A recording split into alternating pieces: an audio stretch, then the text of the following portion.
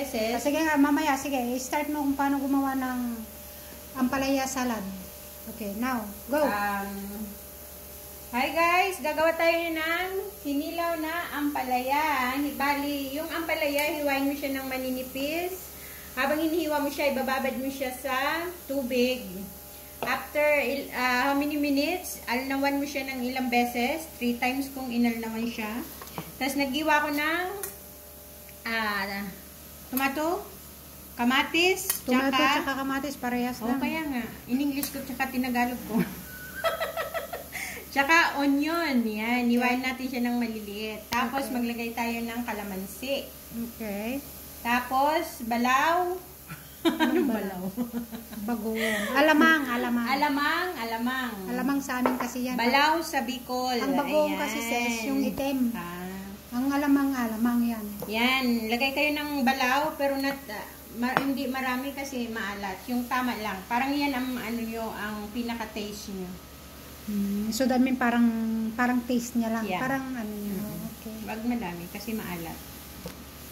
It's up to you kung magkano kalamansi gusto mong maasin. Kung ilan. Yan lang. Wala nang asin, ano? Wala na kasi yung alamang maalat. Masarap daw ito nakababad kasi para ma-absorb yung lasa. Ito yung paborito ng ayaw sa maasim. Huwag masyado. Ilan na yun? Apat na. Ewan ko. Apat, 2, 4, 6, 8. Yan.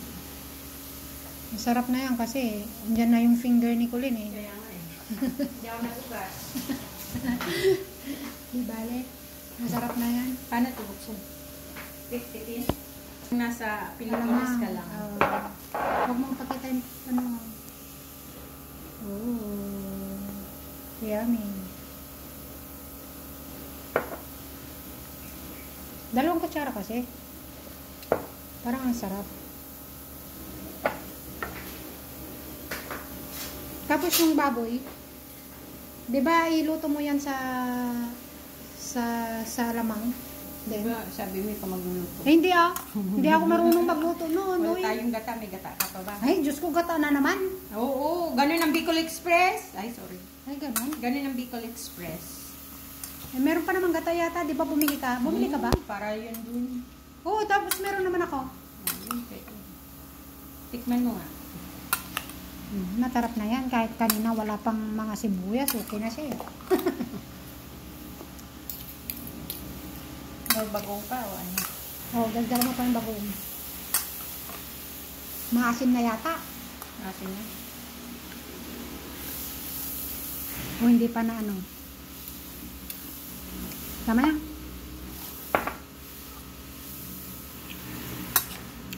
Healthy food.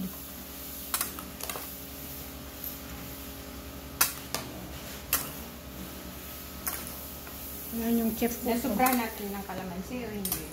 Hindi ko alam kasi hindi mo pa naman yung ibabaw pa lang naman nakuha ko kanina, so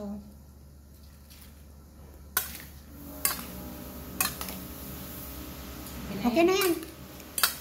Ayan, 1 dish done. Marami ng pagkain itong kanin, hindi pa ako nakaluto ng kanin.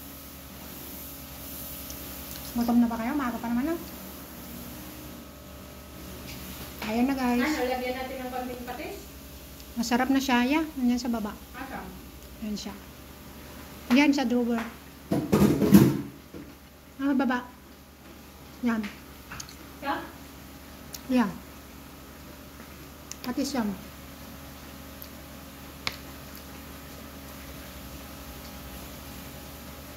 Dalawang teaspoon. Hindi mo nakita.